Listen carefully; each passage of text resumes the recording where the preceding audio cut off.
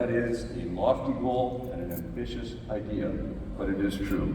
If we educate people and we continue to be educated and we continue to be open-minded, the problems of the world will be solved.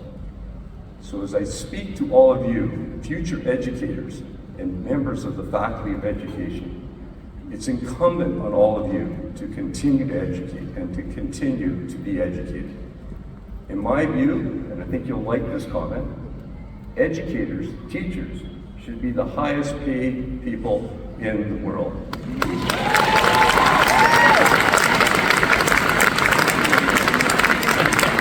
Yes, more than athletes, more than executives, and yes, even more than lawyers. I believe that because, again, if we educate and if we remain open-minded and we take education through our life's journey, the world will be a better place.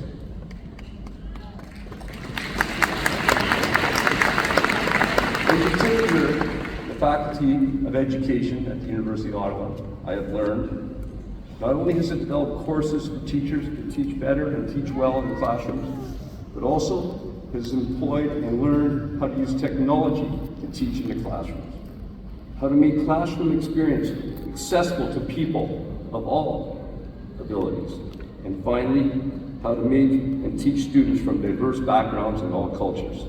You should be proud of your Faculty of Education. It is one that is unique and special. Et parce que l'Université d'Ottawa est la plus grande source de professeurs bilingues français-anglais au monde, the Faculty of Education est une école canadienne enseignée dans les deux langues officielles, que ce soit à Trois-Rivières, at Winnipeg, or dans ma ville natale, Sudbury. This faculty is to be admired and to be proud of. So I implore you, as graduates of the Faculty of Education, to take education with you throughout your life's journey and make it a key principle of your life. The second principle or theme I'd like to speak to today is perseverance. I'm going to tell you a personal story, not to be boastful and not to tell you about my successes, but to explain the journey and what it takes. And we each have a journey, and we each have challenges through that journey. But let me tell you mine. Some of you, especially my family and friends that are over there, have heard some of this story before. But again, today is about our graduates, and I want you to hear my journey, and hopefully it inspires you to continue. It's a story of perseverance and giving it that extra effort throughout my life and my career.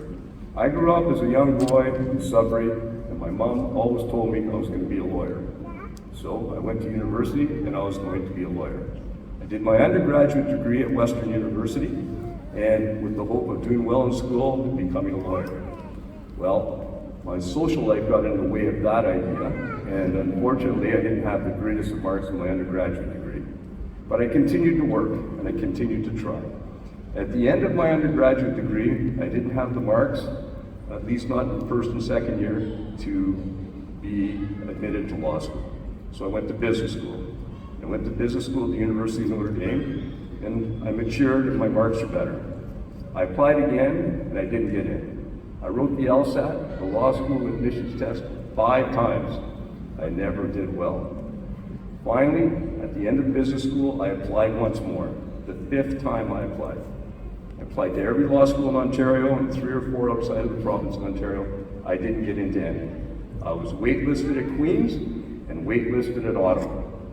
When I got the letter to be waitlisted for Queen's, I jumped in a car with a fellow graduate from the University of Ottawa, Mike Fabelli, who couldn't be here today because he's become a grandfather, but would be, I know. Mike's a former football star at the University of Ottawa, Gigi's.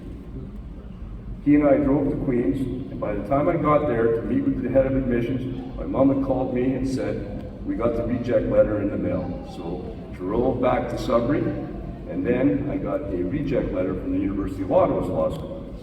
And I said, I'm going to try. So I reached out to the director of admissions. I spoke to her, a woman named Ellen Slidell, and I said, please let me try, let me appeal. She let me appeal, and I wrote a letter of appeal. And it was accepted, the appeal was accepted, but I wasn't successful in getting in. But she promised me that she would review it. After much time and many phone calls, you got to remember in those days there was an email, there wasn't, I barely had faxes, frankly, in those days. And finally, on the Friday before Labor Day, classes started on the Tuesday, I was accepted into law school, the Faculty of Law at the University of Ottawa. So there's strike one.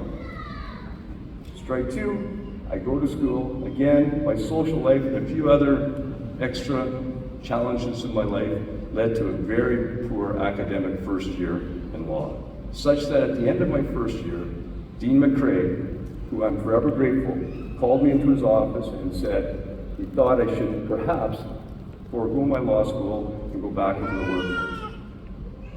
I said to him I couldn't. That would devastate my mother and my father, that I had to continue. So he gave me a second chance. I finished law school and graduated. I did fairly well on my grades because I pulled up my socks and it worked out. Now on to my career.